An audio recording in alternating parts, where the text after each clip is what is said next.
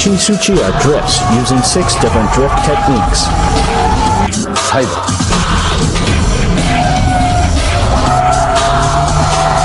Shift lock.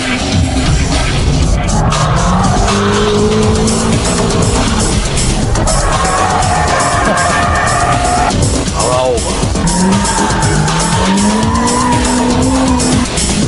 Braking.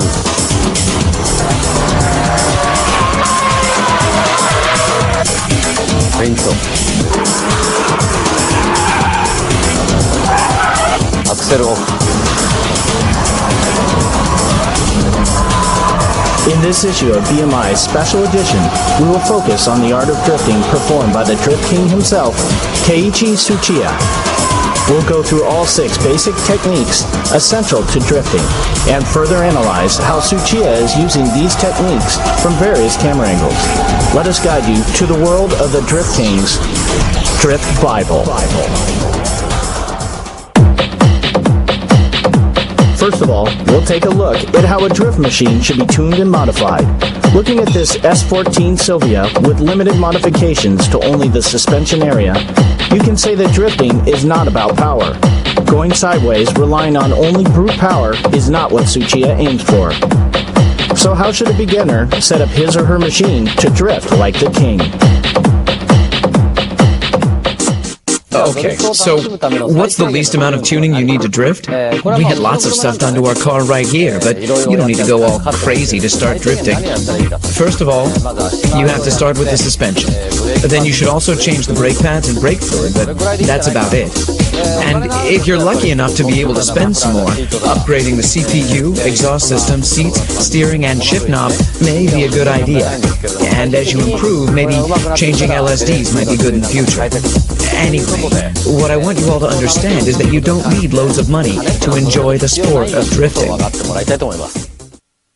Let's check out the 6 basic techniques that Tsuchiya actually applies to drift. See how Tsuchiya triggers the tail to slide with each move. To make it easier to analyze each drifting procedure at low speeds, we'll use the second hairpin at a Bisu circuit going counterclockwise. To begin with, I'll show you what I was doing back in the days, long before anyone recognized me. This should be the entry-level technique for all novice drifters. First of all, I cut the spring shorter on my car, and then you go out and turn your car sideways. There's no difficult weight transition involved here. We'll first use the e-brake to go sideways. Then we'll try what's called the shift lock, and then on to the power drift. That doesn't require much skill. I'll show you these 3 techniques.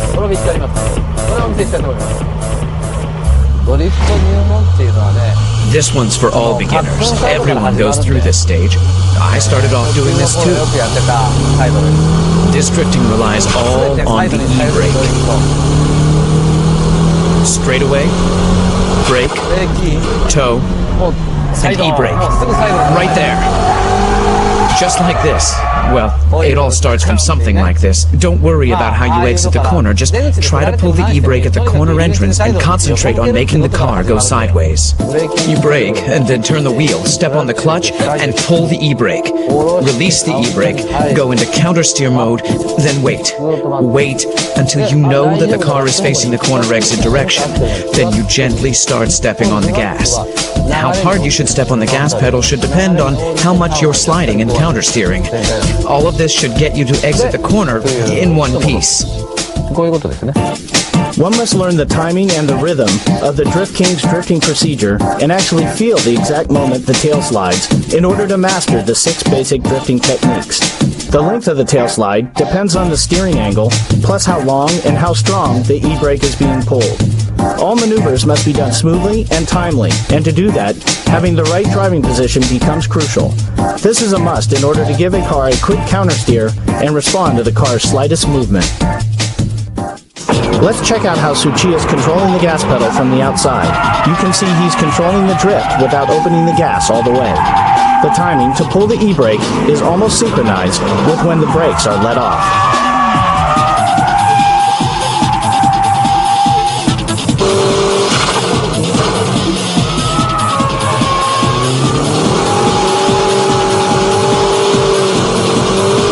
The second technique is the shift lock.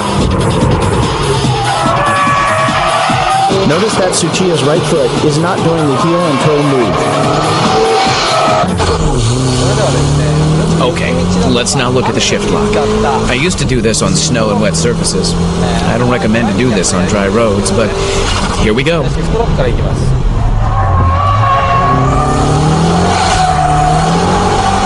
Just like that. Kick the gas all the way in third gear. Brake, steer, then boom. You let the clutch go without using heel and toe. The rear will suddenly lock. Then you slide, counter steer from here. Rest is the same as a side brake drift.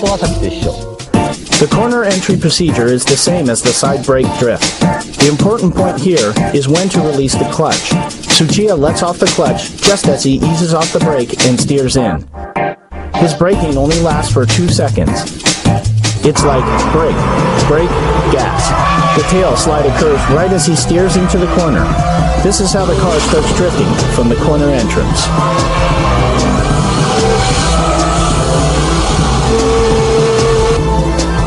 In power over drifts, throttle control is the key.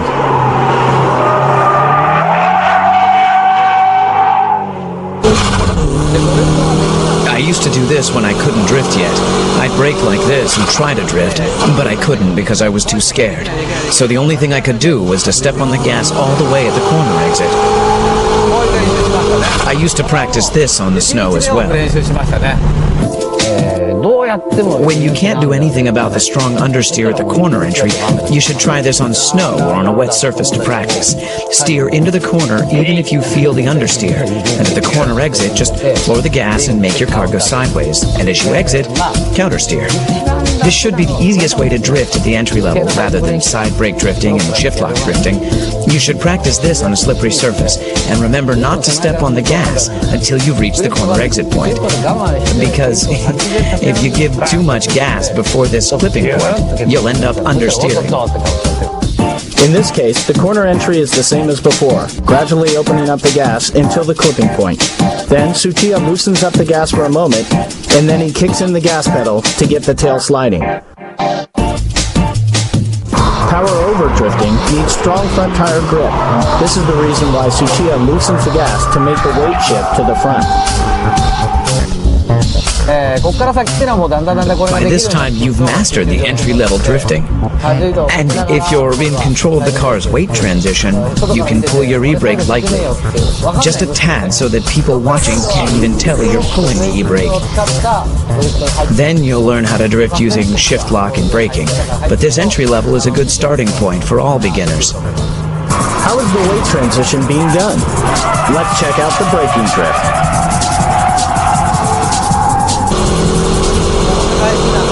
The three important things here are when to steer in, when to shift down, and how long to keep braking. These are the three most important factors. Okay, I'm in third gear, I'm stepping on it, I'm speeding, then brake. How much you brake is crucial. If you kill the speed too much, you'll end up stopping before you drift like this, and with understeer. So you'll need a fair amount of speed even when you begin braking. Slow down to about 70% on the straightaway, then let go. Let go of the brake and steer into the corner. Here, you're a little overspeeding. If you brake through the corner, you'll end up with understeer. So first brake and then turn, heel and toe, and steer in towards the clipping point. You'll be overspeeding here as well. Then you shift down to second gear while leaving your foot on the brake. Let's say you're running around 5,500 revs when you shift down to second gear. Release the clutch like you're running around 5,400 revs, but don't let the gears lock. It's similar to shift lock drifting, but you don't lock the rear tires with braking drift. Anyhow, that's how I do it. Sometimes I drift by only braking, like through corners where I can enter and exit in second gear. I step on the brakes, leave the brakes on, then turn, and I brake once again towards the clipping point. Then the car starts to slide.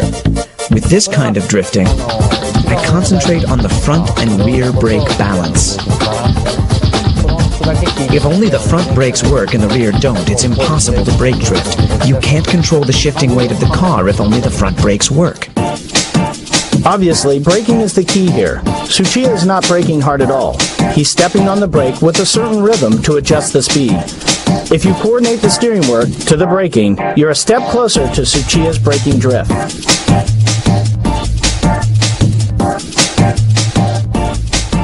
Remember, the rhythm of your right foot should be brake, brake, brake, brake, gas.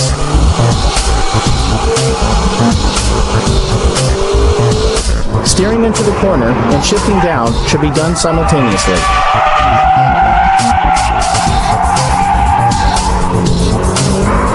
Next up is the fake drift, where you create large weight transition by force.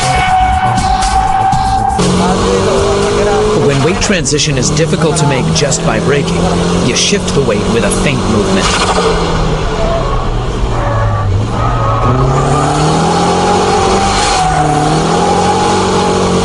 Quickly steer like this, and at this point, my foot is off the gas.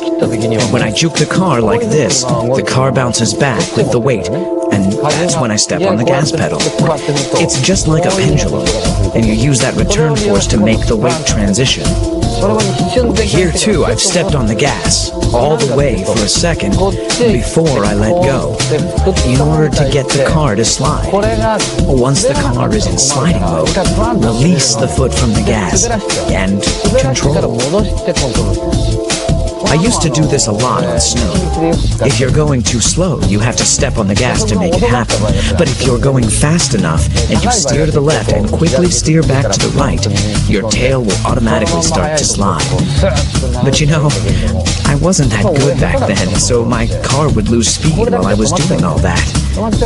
That's when I learned to give the car some gas to make the car slide, so that I can drift, even at such speeds. Because of the inertial force from the feint action, the braking doesn't have to be as strong as the braking drift. It's all physics and dynamics, but the rhythm of the right foot is always the same.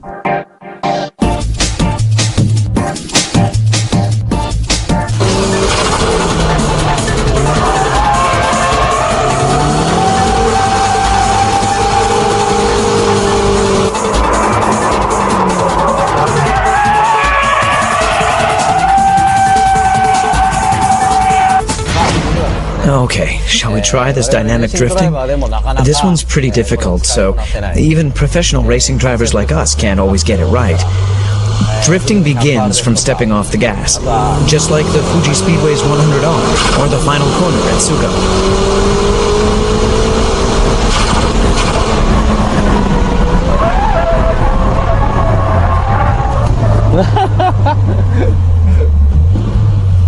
Unbelievable. That was awesome. It's so tempting to brake. Here in Ebisu, this 100R corner is a third gear corner. You step on the gas all the way in third gear. And the difficult part is where you release your foot from the gas pedal for a second. You're coming in with enough speed in third gear. Steer into the corner, and the moment you release the gas, you start to slide. On this particular track, you need to get ready for the final corner at this point and slow down.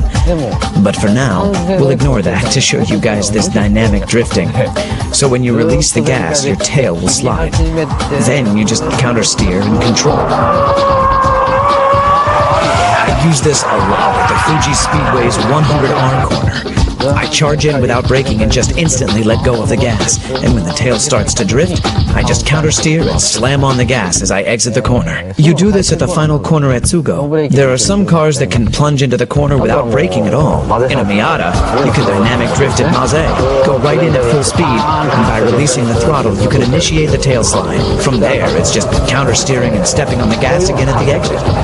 That's what I call dynamic drifting. This is an example of not how he stepped off the gas, but how Tsuchiya was able to avoid crashing. His lightning-quick steering work is simply unbelievable.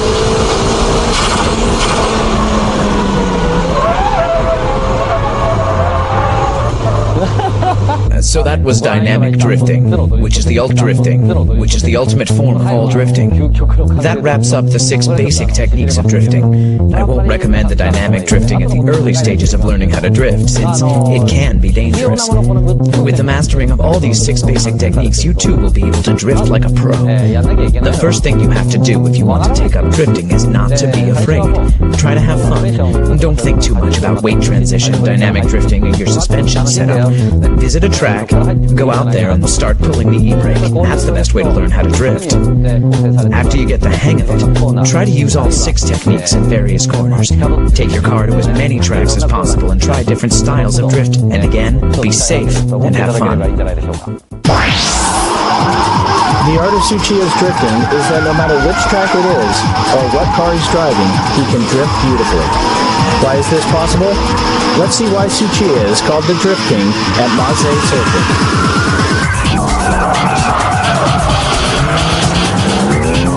Maze Circuit in Niigata Prefecture. I hope you understood the basic techniques that I showed you at Ebisu. Here at Maze, we're going to be applying those basic techniques to high-level drifting. As you can see from the track layout, Maze Circuit is composed of many types of corners, from low to mid-speed corners to high-speed corners, where I can show you the e-brake drifting, power-over drifting, and dynamic drifting. Well, the dynamic is too dangerous here, so we'll try a combination of the brake drifting and dynamic. And we'll show you how to do this with various types of cars. Actual cars that you might own. I'll show you how to drift with cars that won't turn well, or have strong oversteer, or even cars with very little power. Here is a demo run by Tsuchiya in a nicely tuned S14 Sylvia. I have to warm up my tires first. This slightly wet condition can make the car oversteer or understeer in certain corners. So, let's warm up the tires and the brakes first. How will Tsuchiya control his S14 on this surface? The G-ball will indicate the weight transition at each corner.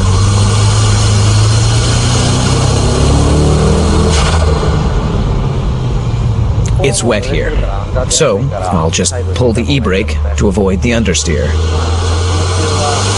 For the first couple of laps, I'll demonstrate the braking drift with this K-Office S14.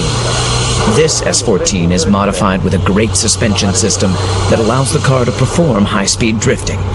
I should be able to clear all corners with the braking drift.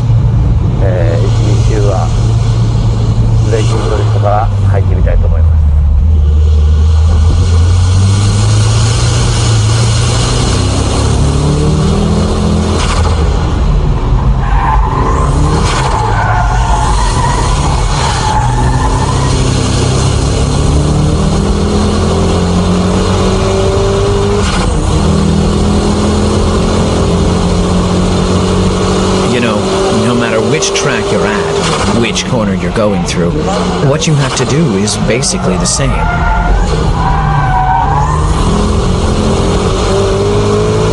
It doesn't matter if you're in Ebisu or Maze, it's the same thing.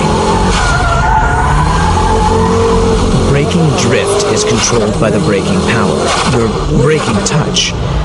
Oh, it's wet here, so I should take it easy.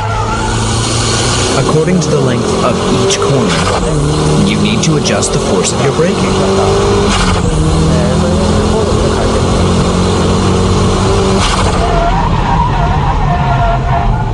I went into that corner too fast.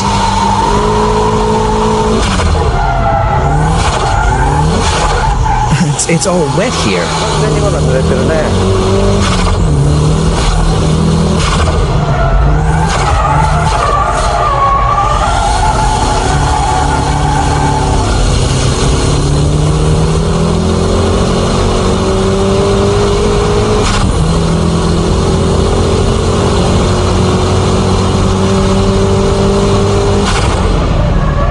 See? I'm doing the same thing. No matter where I go, this is how I do it.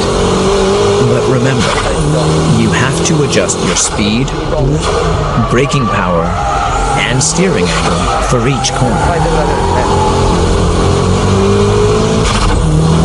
What do you do when it's all wet like this? Just pull the old e-brake.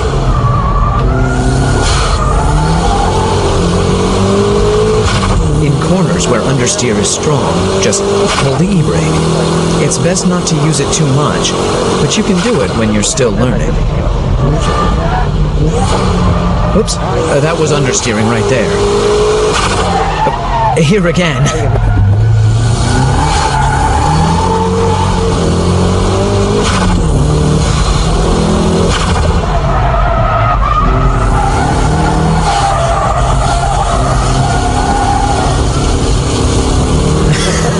My drifting is a bit wild, isn't it?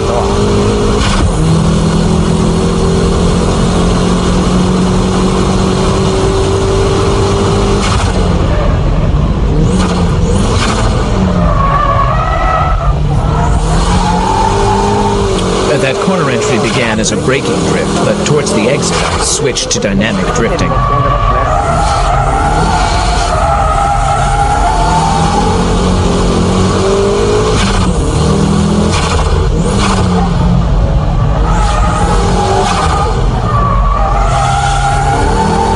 Here I'm power drifting at the exit.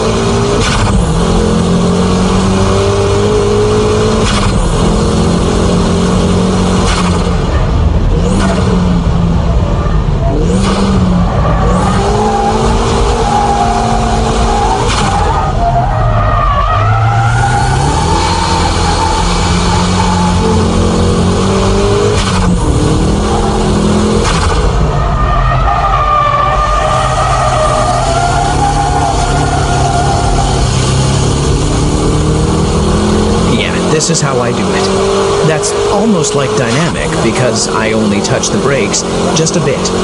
It's a combination of braking and dynamic. Brake and shift down to second. Ride the brakes a little, then transfer the weight to the front. From here, it's power drifting. I'm going uphill here, so I'll give it a little more braking so that I can get a stronger weight shift and leave a little braking here as well.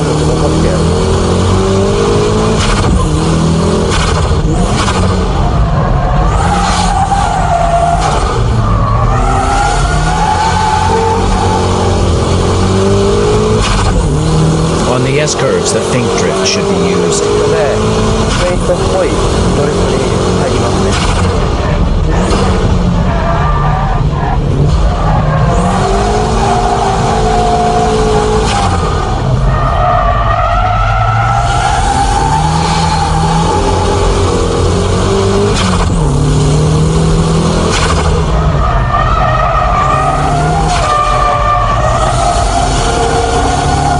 It goes like this.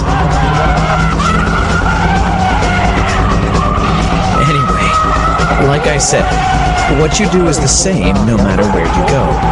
In braking drifts, just remember to leave that foot on the brake until the weight starts to shift, synchronizing it with your downshifting to third and to second gear. The car will automatically turn in, and then the car will either lose front grip or lose traction in the rear. You let the rear lose grip by adjusting the brake pedal.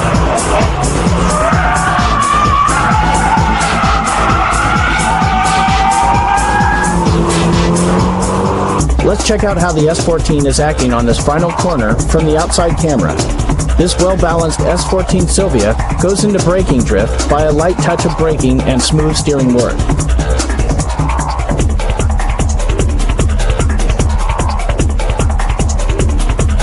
This time, let's check the onboard footage from another lap. Look at the braking. Just like at Ebisu Circuit, Tsuchiya is getting the tail to slide by pumping lightly on the brake.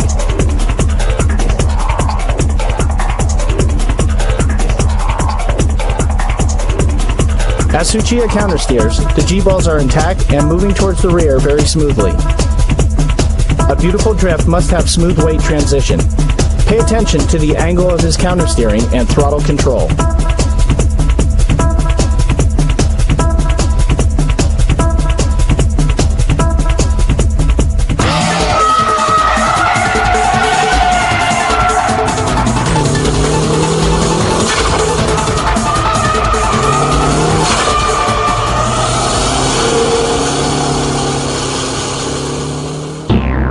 Okay, like I said, there are cars that don't turn well, resulting in strong understeering. Here we have the Hachiroku and the S13, both which are notorious for understeering and weak front traction. If the car is this low, I don't think the suspension has enough travel. Anyway, even with cars like this, you can get them to go sideways. But how? Well, let's try it out. What do you do if you think there's going to be understeer?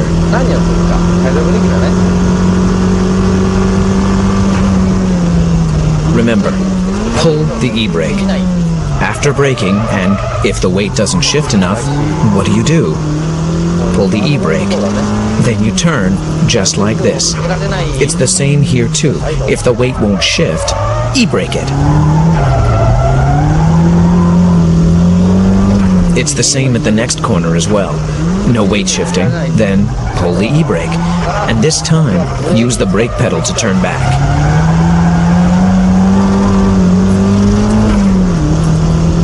Now, that wasn't so hard, right?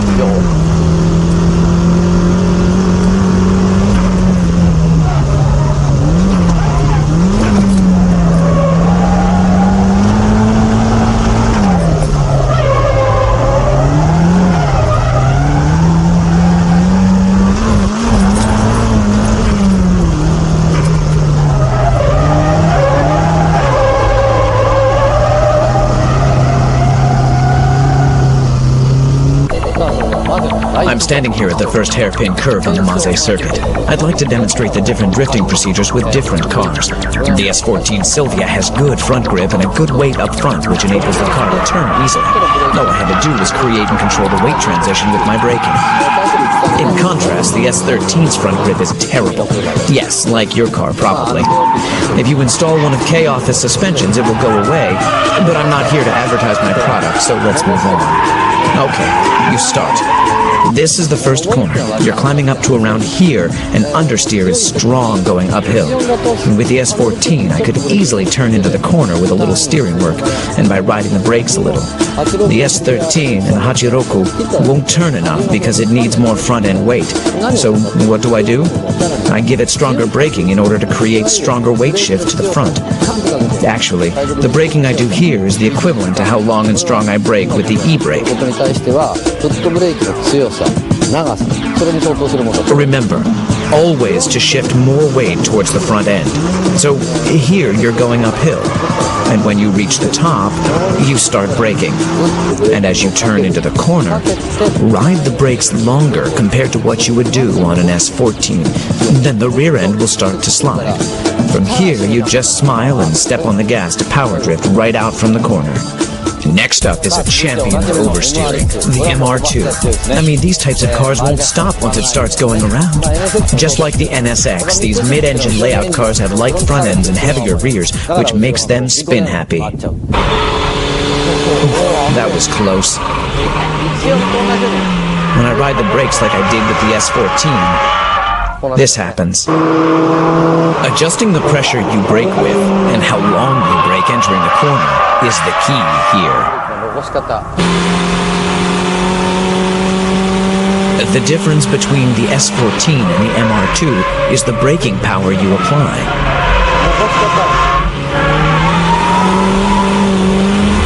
The braking time I ride into the corner is only about half of what I did with the S14.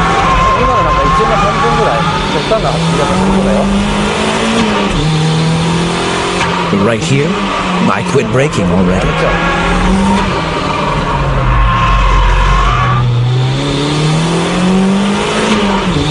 And the braking pressure itself will be weaker compared to the S14. Of course, the method to decrease speed is exactly the same, but here, you leave the brakes on. That's the difference. Here, you begin your countersteer a bit earlier.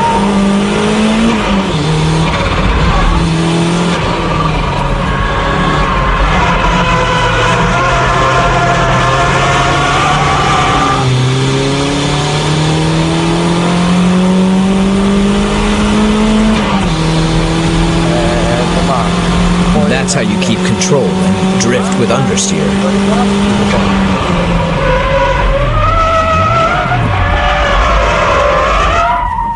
Oops.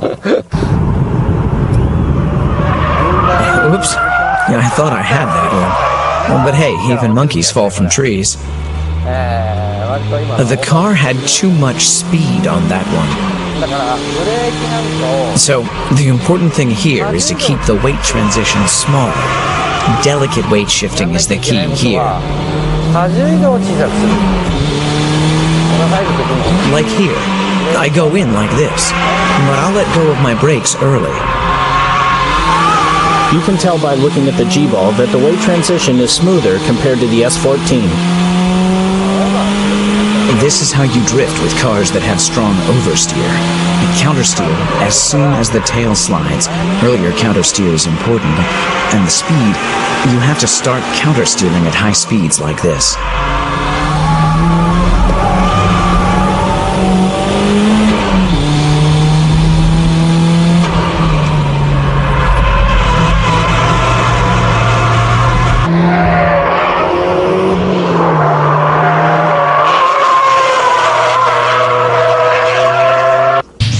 That's how you drift with oversteer cars like the MR2. The difference between the cars I've shown today is like this. The S13, the car with strong understeer, needs big weight shifting. The S14, which has neutral steer, only needs braking drift technique to go into the corners smoothly. Whereas strong oversteer cars, like the MR2, need stability as you brake into the corner. You're carrying a heavy load of weight in the rear that makes the car unstable and wobbly when you're going in. So, stabilize the rear weight and go into the corner, adjusting the amount of your braking according to the steering angle. The amount of weight transition is about half of what you have with an S14. And with only half the pressure on the brakes, these cars can turn in at the same angle as the S14. The S14's countersteer is sharp compared to that of the MR2. So what must be done on the MR2 is the exact opposite. When you steer in, let off the brakes early. The tail end will react and start to slide. Then you countersteer. On the S14, I countersteer at this rate. But on the MR2, I steer like this and wham! That's the kind of difference in steering speed. The important thing here is the speed of your countersteer. Not just here on the first hairpin, but here on the S-curve, and right here as well. When going downhill, the weight becomes larger, so the rear becomes easier to get thrown out. So it's better to turn small here on the first one, so that you can drift on the second corner. Same here. You don't want any understeer or get thrown towards the outside on the first one, as these cars with strong oversteer won't be able to recover by the second corner that's coming right up. So, just turn small on the first one, and on the second one, just lightly step on the brakes or let go of the gas to get the momentum change. Then you can control with a quick countersteer. Compared to FR cars, these mid-engine cars have good traction. Therefore, the driver has to act quickly and perform the next move earlier. You can wait for the tail slide to ease down a bit before you hit the gas on FR cars. But on these mid-engine cars, you don't wait. But you hit the gas while the car is still sliding. You have to get the car to power slide immediately.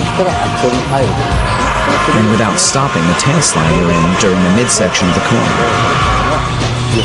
Everything has to be done earlier on mid-engine cars compared to FR machines. Mid-engine cars, like the MR2, have heavier loads towards the rear compared to FR cars. So mid-engine cars tend to have a stronger grip with the rear tires.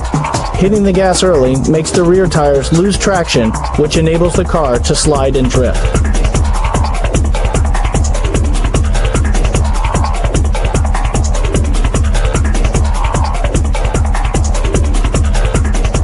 The big difference between the S13 and the S14 is that the action needed to trigger the tail slide is smaller. You don't need big braking maneuvers or steering work to slide the tail and drift.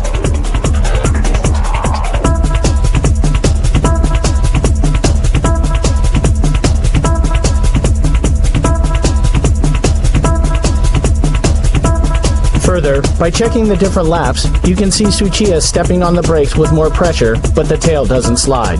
So he gives it gas, but even that doesn't make the car slide. The last thing he did was letting off the gas to get the car to go sideways. This proves how Tsuchiya can instantly change his applied techniques according to the situation he is facing.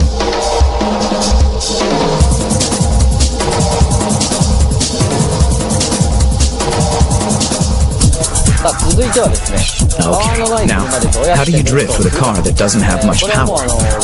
What I'll be explaining to you here is from way back when I used to drive the Hachiroku every day and night. And that's like 15 years ago. With this car, it's all about flooring the gas pedal all the way from the entrance to the exit. This car's been nicely lowered as well. Mine used to look like this. You have to step on it to make this thing go sideways. With these underpowered cars, you just have to keep the gas on to get it into power drift mode.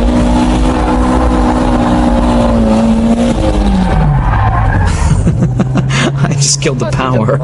But it's great that I can constantly floor this thing.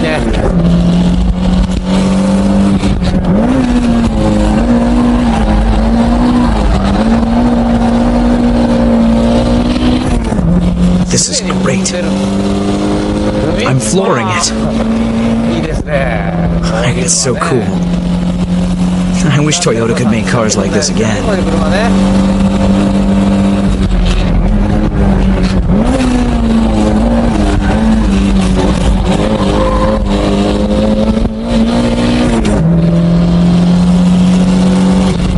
Shift down and put the pedal to the metal. It feels great. Just the right amount of power to have fun.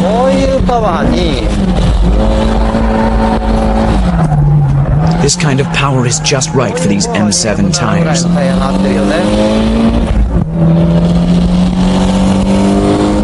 Feels good. Now, this is fun.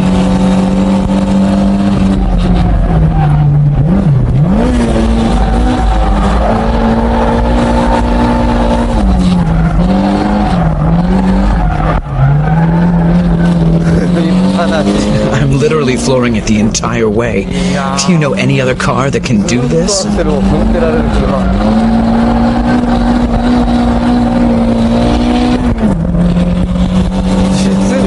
It's just great. What I'm doing is simply turning the car with the gas pedal.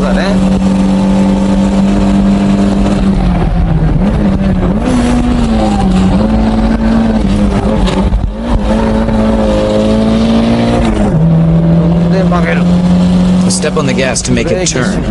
Brake and shift down, then step on the gas again. Step on it to let the rear go.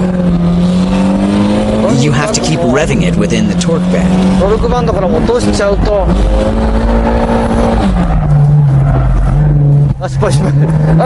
Oops, I dropped it. Whoops. The instant you fall out of the torque band, you stop drifting. So make sure you rev it up enough to keep it up there.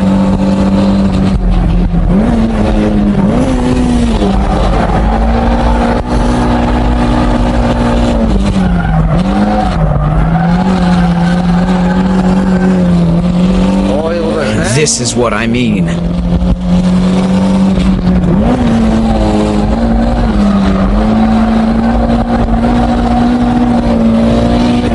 So, how was drifting with an underpowered Hachiroku? This car is a classic, and it will be a classic for years to come.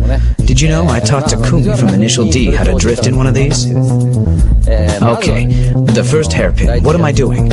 I'm simply turning the car only with the gas pedal. This is the biggest difference from other cars. This is quite a technique, definitely for advanced drifters. You need to use this here on the first hairpin, and here on the S-turn.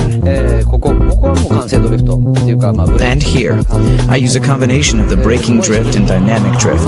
It's the same here as well, but on the final corner, these old cars have tendencies to understeer. So, what do? You step on the gas and turn the car sideways. Let's check the steering work for the first corner. You come down the straightaway in third gear, so shift down to second, steer into the corner. But the car is understeering. Step on the gas all the way and let the rear slide. Then you let go of the gas and wait. But if you wait too long, you'll lose too much rev, and your drift power will stall. So, after you give it gas all the way to make the tail slide, countersteer. And as you do this, place your foot on the gas, just to keep the rev within the torque band. This is how you drift right from the corner entrance to the exit. And this is also the reason why an underpowered classic like the Hachiroku can go up against the high-tech power machines of today. I'm turning using the gas pedal at all corners.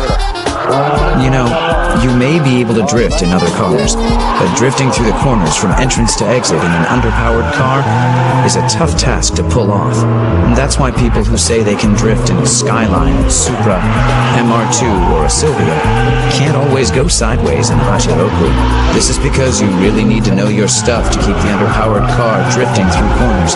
And to get this done, you must master the 6 basic techniques to make your drift perfect. Let's check the Hachiroku on the final corner. In this corner, a standard braking and shift lock triggers the car to drift, but the throttle control from here is different. Tsuchiya floors it immediately to keep the car sliding all the way from the entrance to the corner exit. He's purposely letting the wheel spin a bit so he can control the tail slide with little power. He's driving while constantly maintaining loose traction. These 6 techniques and their various application make the Drift King go sideways. How did I become the Drift King? I can only say that I was driving day and night. I guess people call it practicing and hard work. But to me, I was just having fun out there. To enjoy driving, or shall we say practice for now, all you need is some safe, clear space. This will be enough. Let's start with a 180-degree turn.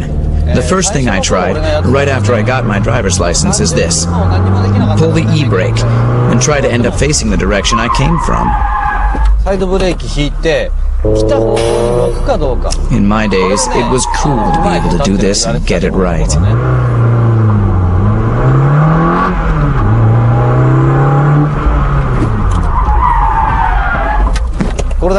You know, you guys have these cones or pylons now, but in my days, we didn't have anything like that, nor were we smart enough to think of using one. If I had these cones back then, I would have improved much faster.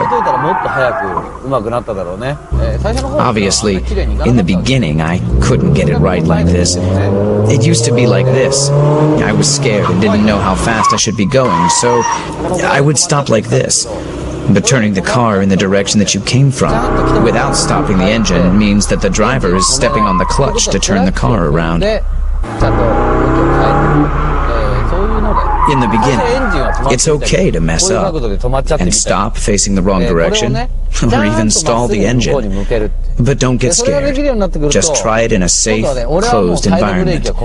And once you learn how to turn 180 degrees with an e-brake, your next step should be making 90-degree turns. I never did this on the streets. The important thing is to keep trying, and of course, practice in a safe place.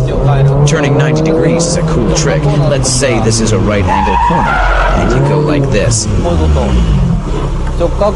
This 90-degree turn is easy once you get the hang of pulling the e-brake, adjusting your speed, and countersteering to face the right direction. Once you master these 2 techniques, you'll want to install an LSD. You'll be able to turn 180 degrees and move on to doing 360s without stalling the engine. But remember, this is after you've completed the 90 and 180-degree turns. Believe me, you will be able to do this only if you know the basic techniques of sliding the car from a simple tail slide to a power slide, adjusting the drifting with your gas pedal. The LSD really comes after you master the basic techniques.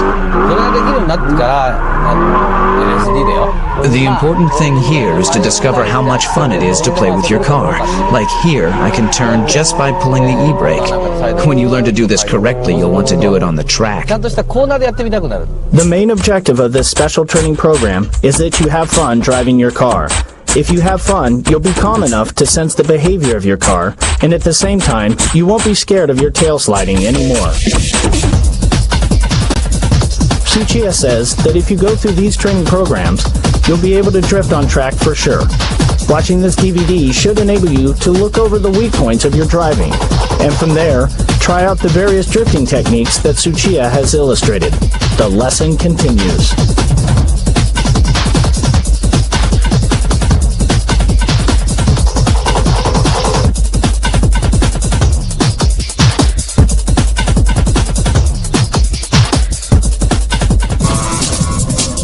Special training program number 4 is learning how to use the handbrake according to the radius of the corner.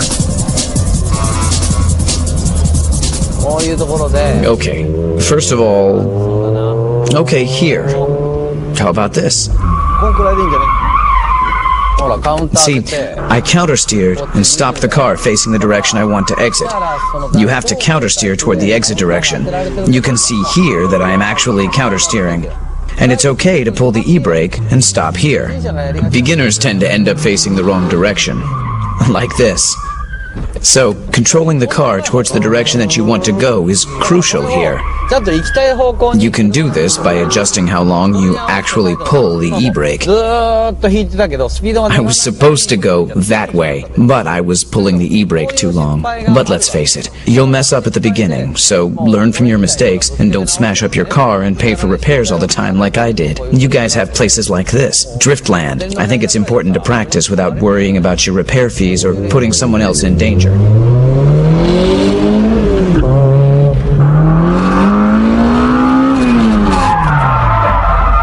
See, here. I'm pulling the e-brake too long, letting the car slide too much. In this situation, your left hand is pulling the e-brake, and your right hand working the countersteer is too slow. This is how you'll end up facing the direction that you came from. So, just shorten the time you're pulling the e-brake.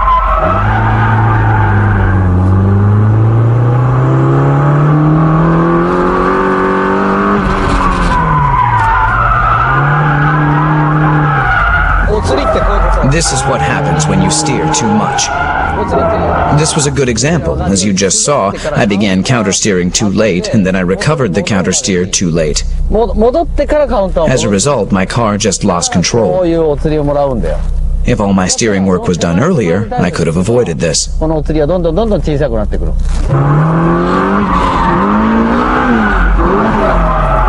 If you end up doing this, just hit the brakes and stop the car.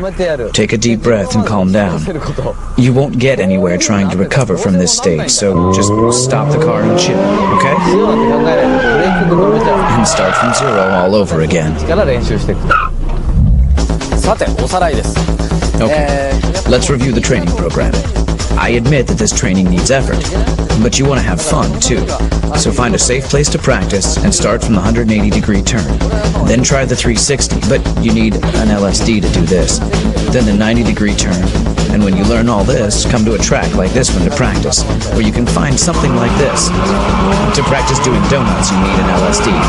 Come to a track like this to practice pulling the e-brake along the actual radius of the corner. If it's a 90-degree corner, just pull the e-brake for a second, countersteer, and then hit the gas. For 180, which actually is a U-turn, you need to keep pulling for at least 1 second to let the tail slide. So practice and learn to get the feeling of what kind of speed, angle, and steering work is needed for various turns. I said practice, but you'll have so much fun, you won't feel like you're practicing at all. You'll have a lot of fun, I can guarantee that. Until you can do all of this with your eyes closed, you'll be spending a lot of your pocket money on tires. You know, if you can't afford new tires, just get some nice ones for the front and go to a scrapyard for the rear tires. Used tires from a scrapyard can be put to good use on a drift machine.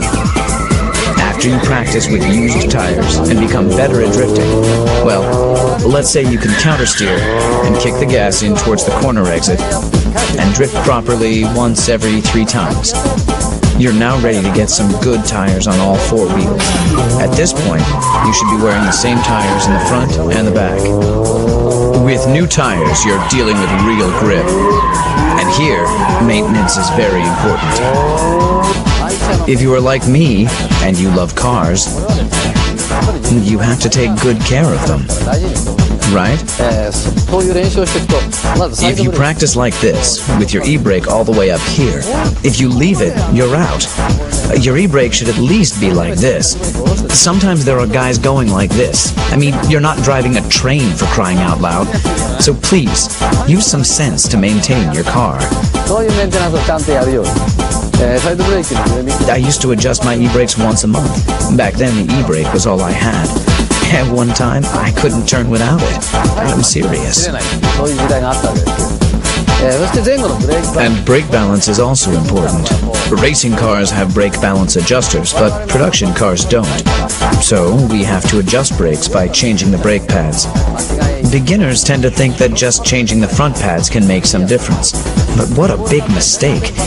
It will make some changes, but it just messes up your balance.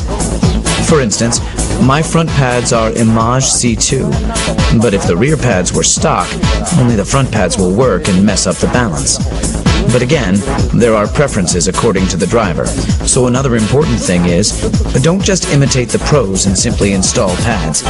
You need to find the ones that suit your driving style. I like the linear feeling, but you might prefer ones that need hard braking to get it working, like the Super Sports brake pads. So, choose the right pads depending on your style and the front tire grip. Doing nothing to the rear won't get you anywhere. I assure you, you'll have a hard time in the corners. Say you're in a braking drift, and beginners often pull the e-brake, right? In that case, you need a decent pair of rear brake pads to get the rear tires to lock by pulling the e-brake. Plus, if you're wearing poor grip tires on the rear, it's easier to lock them with decent rear pads. When you become an intermediate drifter, you can now step on the gas when you're tail sliding, right? If you drift for 5 days a week, like I used to, you need to overhaul your LSD once every month or so. This means if you go drifting once a week, you'd need an LSD overhaul at least once every 8 months or so. An LSD that needs an overhaul feels like a viscous LSD, and it's not fun at all. The car won't exit properly, and sometimes kills the drifting. You only end up with worn-out rear tires because the inner wheels keep spinning. It just ruins the fun of drifting. So make sure to overhaul your LSD and maintain your drift machine in healthy condition. You will have more fun on a well-maintained drift machine. The Drift King. Tsuchiya says, I still want to get better.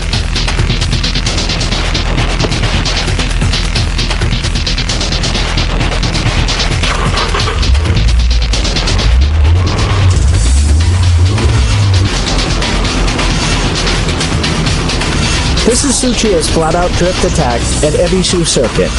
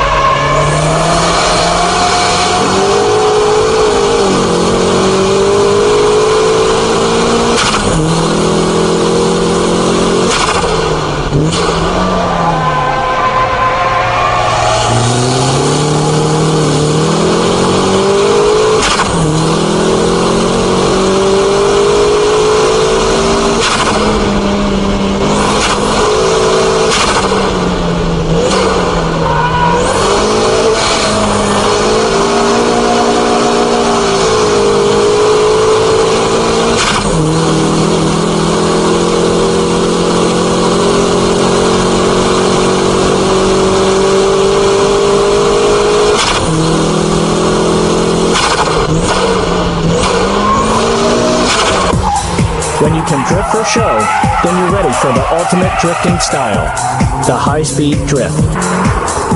The 6 techniques are still vital for this style of drifting, but now you're going fast. When speed and drift meet, you get the ultimate driving style.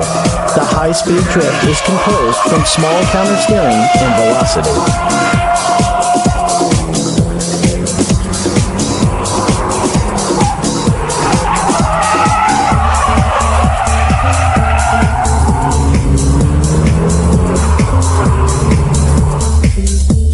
High-speed drift needs braking delayed to the absolute limit, instant steering work, and all-out cornering exit skills.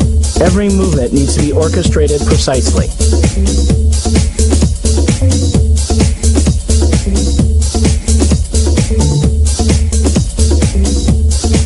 Focus on the steering work as well. In high-speed drifts, tail sliding is controlled and limited, so countersteering work can be minimized. Wheel spins are limited also, making the car easier to grip and accelerate at the corner exit.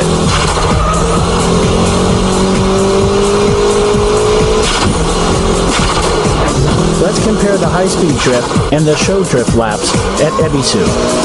Show drifts keeps drifting from the entrance to the exit.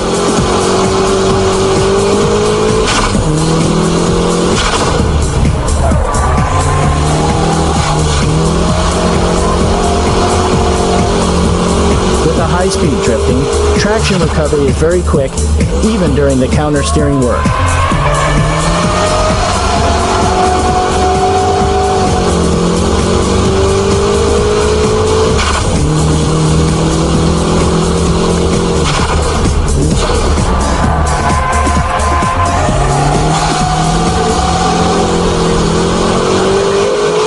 The steering angle is kept at a minimum as well.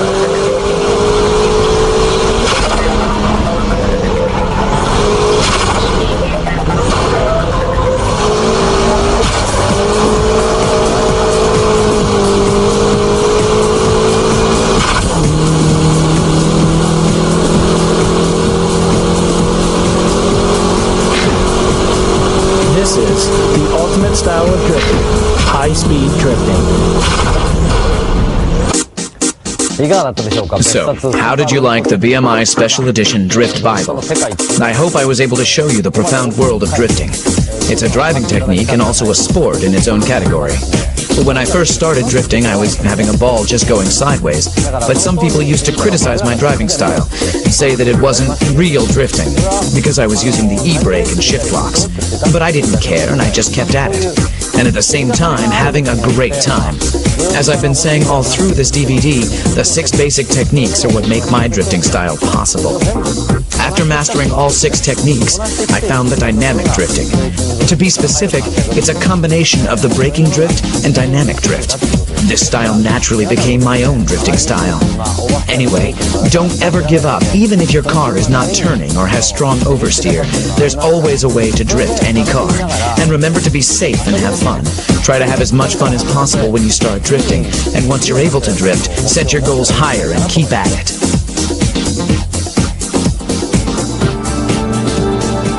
Aim to become the next Drift King.